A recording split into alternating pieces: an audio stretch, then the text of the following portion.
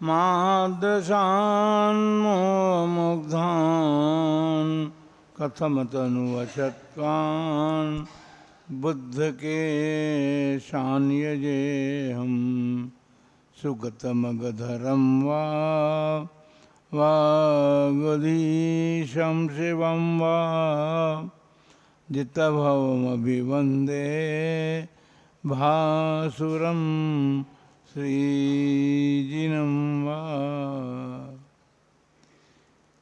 देवादिदेव 1008 श्री चंद्रप्रभु भगवान की 20वीं सदी के प्रथमाचार्य चारित्र चक्रवर्ती आचार्य श्री शांति सागर जी महाराज की, आचार्य श्री वीर सागर जी महाराज की, आचार्य श्री शिव सागर जी महाराज की, दीक्षा गुरुवर्य आचार्य श्री धर्म सागर जी महाराज की, परम पूज्य आचार्य श्री अजित सागर जी महाराज की, शिक्षा गुरुवर्य परम पूज्य आचार्य कल्पश्रेष्ठ सुध सागर जी महाराज की, श्रीमद् जैन धर्म की।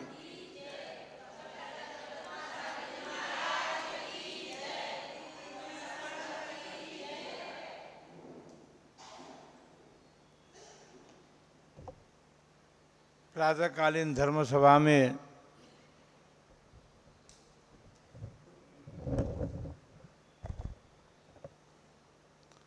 परम पूज्य आचार्य कल्पश्रेष्ठ सागर जी महाराज के समाधि दिवस के संबंध में उनके गुणों का वर्णन करते हुए हम सब ने उनके चरणों में अपनी श्रद्धांजलि विनयान्जलि समर्पित की थी। मध्याह्नकालीन सत्र में संघस्थ आरिका समूह ने अपनी अपनी योग्यता के अनुसार उन महामना आचार्य कल्पश्री के प्रति अपनी श्रद्धा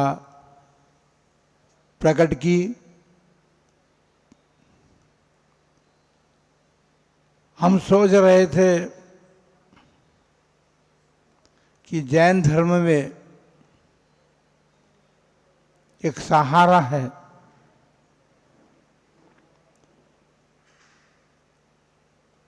कोई लता अपने बगीचे में अपने घर में लगाई जाती है तो उसको ऊपर उठने के लिए सहारे की आवश्यकता होती है। बिना सहारे के वो ऊपर नहीं उठ सकती। विज्ञान का युग है अब, और उस विज्ञान के युग में बड़े बड़े मकान लोगों के बन रहे हैं, बन चुके हैं। मकान के ऊपरी तल पर पानी की टंकी रखी जाती है और उस पानी की टंकी में पानी पहुंचाने के लिए प्रत्येक घर में मोटर लगी हुई है। उस मोटर के माध्यम से पानी ऊपर की ओर पहुंचाया जाता है, तब कहीं जाकर के वो जल आपके घर में, आपके प्रत्येक कार्य में काम आता है। साधु जीवन में एक सहारा है, और वो सहारा है जिसे संयम के नाम से कहा जाता है।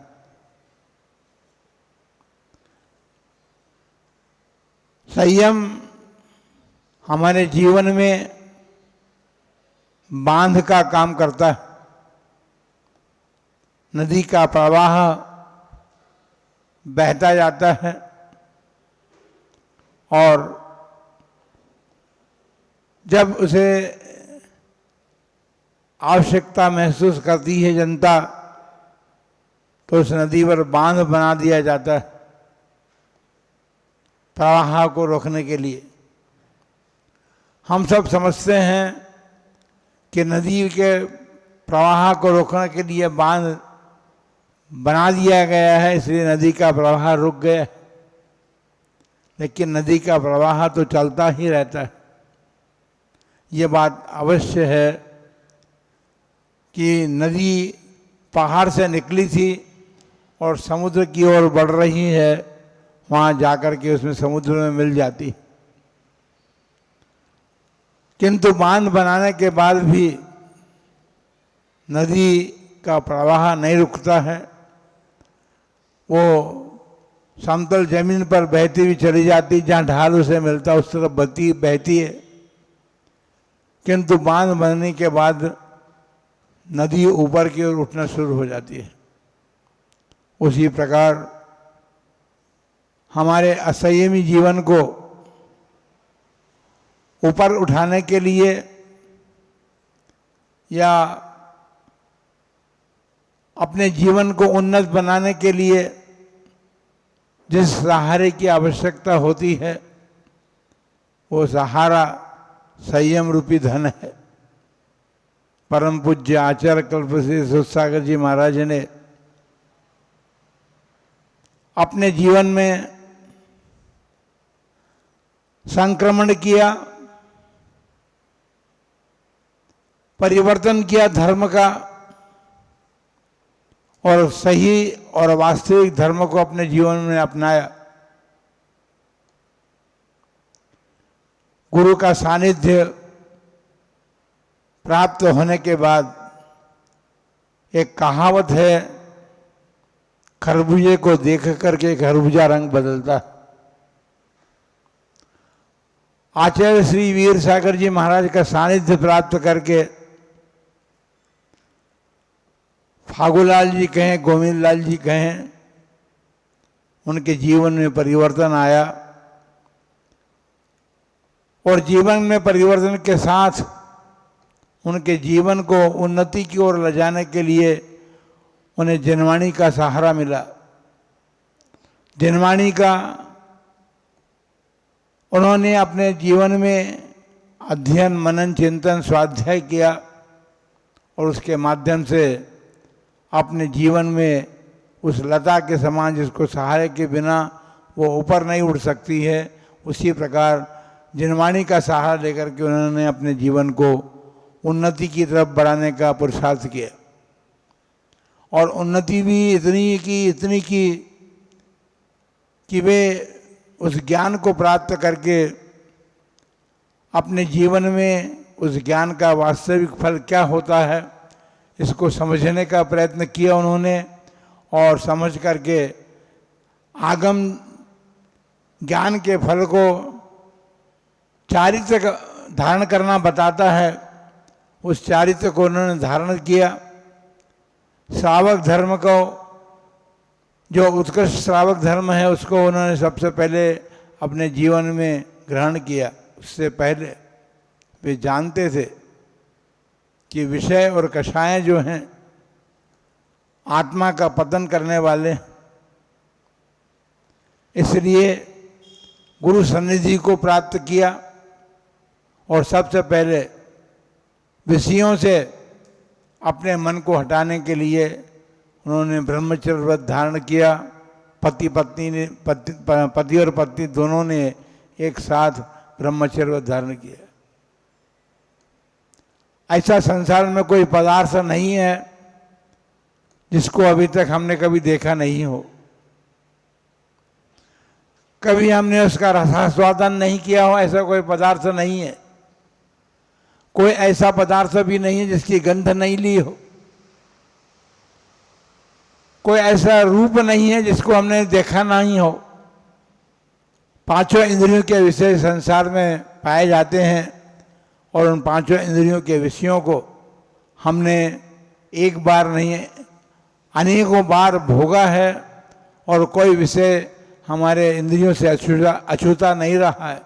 फिर भी हमारे अनादिकालीन संस्कारों के कारण हम उन विषयों के प्रति दौड़ लगाते हैं और समझते हैं कि हम कुछ नया प्राप्त कर रहे हैं, लेकिन संसार में नया कुछ भी नहीं है, सब अनेकों बार प्राप्त करके छोड़ा हुआ है।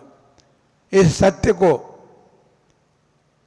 परम पूज्य आचार्य कल्पवृक्ष सागर जी महाराज ने अपने गृहस्थ जीवन में समझा और उन्होंने उन इंद्रिय विषयों को छोड़ करके और गृहस्थ जीवन का भी त्याग किया और गुरु की सन्निधि को प्राप्त करके अपने जीवन रूपी नदी को, क्योंकि नदी का प्रवाह जो है यदि तटों के बीच में चलती है, नदी बहती है तो ठीक प्रकार से वो बहती है, अन्यथा यत्र सर्वत्र फैल करके वो सृष्टि का नाश भी कर सकती है। उन्होंने संयम में इंद्रिय संयम और प्राणी संयम इन दो तटों के बीच में अपने जीवन की नदी को बहना प्रारंभ किया और उस संयम के माध्यम से वे ऊपर की ओर उठते चले गए। मुनि धर्म धारण करके उन्होंने अपने जीवन को सुसंस्कृत बनाया और सुसंस्कृत बना करके उनके चरण सानिध्य को जिन लोगों ने भी प्राप्त किया वे भी उनसे संस्कारों को प्राप्त करके अपने जीवन को उन्नति के मार्ग की ओर ले जा सके हैं।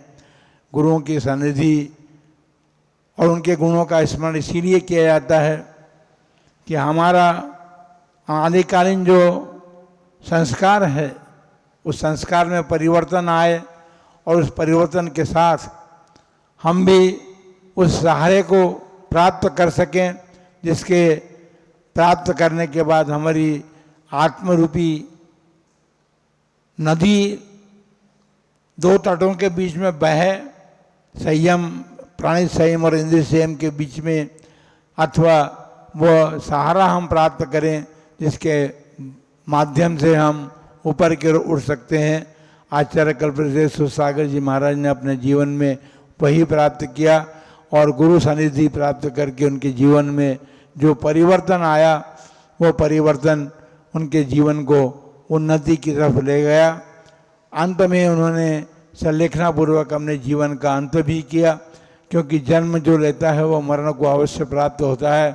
जो जन्म तो मंगल सारा संसार बनाता है, जब मंगल गीत गाता है जन्म के, लेकिन मरण को भी मंगलमय बनाने वाले विरले ही पुरुष होते हैं और उनमें हमारे आचार्य कल्पवृक्ष सागर जी महाराज भी एक महापुरुष थे जिन्होंने अपने मरण को भी मंगल रूप बना करके और जीवन का अंत किया।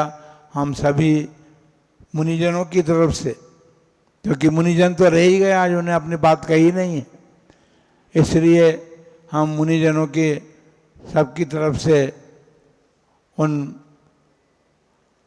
महामना आचार्य कल्पवृक्ष सागर जी महाराज के चरणों में विनम्र श्रद्धांजलि समर्पित करते हुए ये भावना भाते हैं कि हम सभी संघ जो है वह ज्ञान प्राप्त करे और ज्ञान के फल को संयम के रूप में प्राप्त करके अंत में समाधि मरण पूर्वक अपने मरण को भी मंगलमय बनाने का प्रयत्न और पुरुषार्थ कर सकें।